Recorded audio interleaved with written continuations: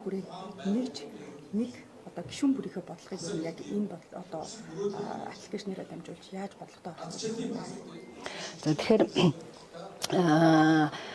ер нь бол манай нам бол угаасаа л юм нээлттэй нам. Цэгцэрэхтэр бид нар бол маш их зүйлийг хийх шаардлагатай байгаа. Яа тэгэхээр өнөөдөр манай нам зарим зүйл бол нэг чом тийм хөшүүн байсан. Одоо ингээд анхан шатны намаас гарч байгаа санал, за намаа төв намаас гарч байгаа шийдвэр бас тэр бол хурдан ингээд анхан шатндаа хүрч чаддаг. Сонгуулийн үеэр бид нар чинь бас нэгдсэн ийм одоо нарийн удирдлагатай хурдтай ингэж ажиллаж чаддаггүй бас ийм зүйлүүд байгаа. Тэгэхээр бид нар энэ цэгцэрэх хөдөлгөөнөөр энэ аппликейшнүүдээ хийж аль хор дижитал орчин руу шилжиж байгаа. Энэ дээр бол бүх мэдээлэл бол байна гэсэн үг. За тэгэл одоо Сүхбаатар аймаг байна уу? За одоо Говьалтай аймаг байна уу? Энэс үл хамааран гишүүд энэ мэдээллээ байнга авч мэдээллээ байнга авах боломж байна гэдэг чинь өөрөө идэвхтэй байна гэсэн үг. За энэ нөгөө талаас бас энэ манайх өнөөдөр арчлын гэргээ гэж гаргаж байгаа.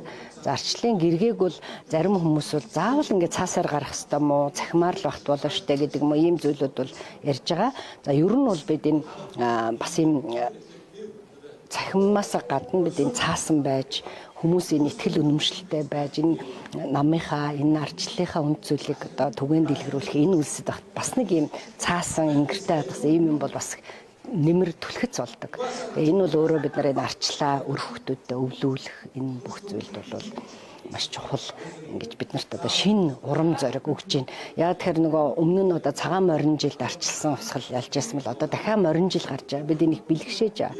Тийм учраас бид энэ арчлын гэргээ гэдэг нь бол зүгээр нэг намын батлах биш. Өнөөдөр нэг ороод гардаг нам биш. Энэ хүмүүс ерөөсөө арчлаа түгээн дэлгэрүүлэх өөрөө арчлыг тээгч болоход чухал гэж харж байгаа.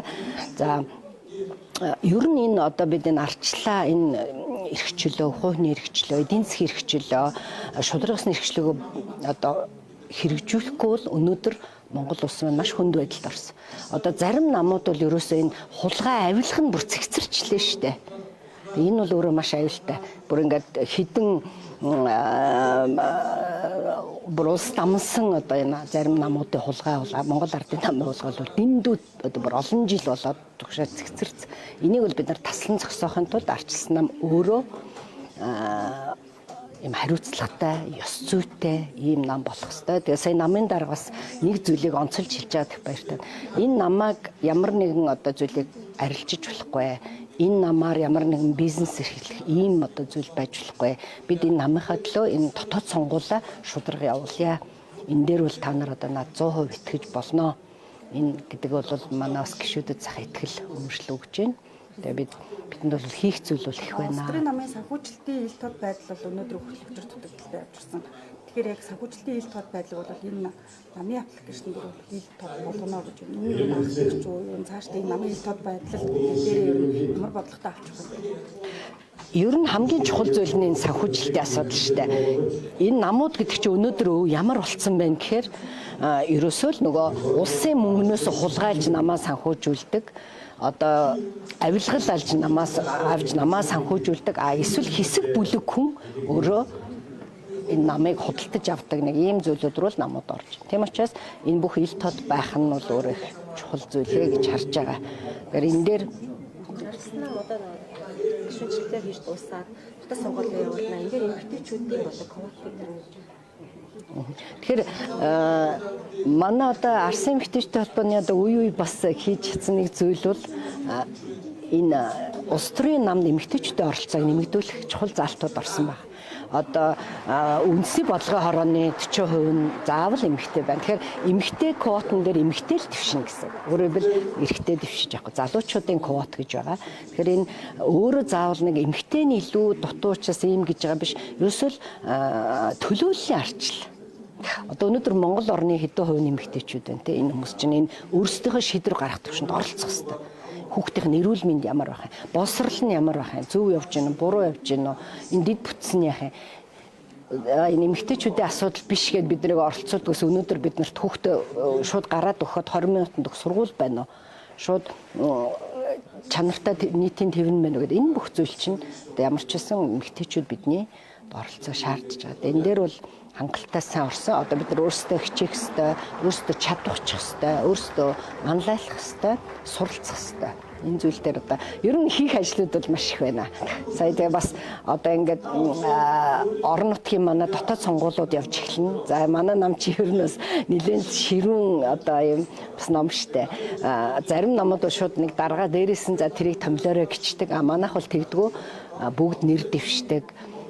Сонгуул нэлээ өрсөлдөөнтэй болдог. Тэгэхээр энэ бүх өрсөлдөөнүүд одоо 2 сар 3 сард ингээд хийж дуусаад тэгээ нам өөрөө ингээд сайхан цэгцэрх юм бол дараагийн одоо бид нар ерөнхийлөгчийн сонгуульд бэлтгэх ёстой.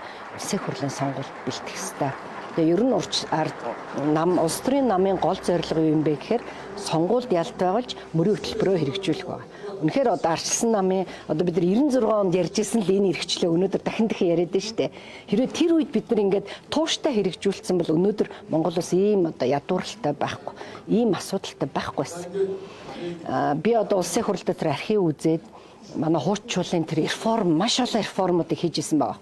Тэгэл яасан хүмүүс за нөгөө 70-80-ад оны үеийнхаа социализмаар байхын дээр юм байна гэд санагалцсан эргээд дэлхийд даяар тэр социализм нуруу унтсан бас. Тэгэл 2000 он бүгдээрээ ардын намд өгсөн. Эргээл ардын нам нөгөө өөрийнх нь үзэл санаа тийм ш дээрс бүгдийг төвлөрүүлээ. Бүх юмыг төрөө өмчт авъя. Нөгөө хувийн хвшлийг дэмжихгүй. Тийм учраас өнөөдөр бидний байгаа байдал амьдарч байгаа нөхцөл байдал ийм л байгаа. Тийм учраас би энэ арчлалтаа одоо тууштай байх нь их чухал. Манай гишүүдийн хувьд, ард иргэдийн хувьд тэгжээж өнөөдөр бид нар бас сайхан амьдрах энэ зүйлээ хийнэ. Тийм учраас бидэнд бол маш том үүрэг хариуцлага ногдож байна. Тэгээд саяас манай нэг зөвлөх үгийнхаа ихэнд хэлж байна л да. Энэ Азийн цэжинд энэ олон том гүрнүүдийн дунд яаж нарчилсан улс байгаад байна гэдэг. Энэ бол арчилсан нам байгаа учраас энэ арчлал байгаад байна гэдэгт бол үнэхээр сайхан сонсгож. Тийм учраас энэ арчлалаа хамгаалж явахад бид бүгдээрээ л ажиллах хэрэгтэй байна. Болохоо.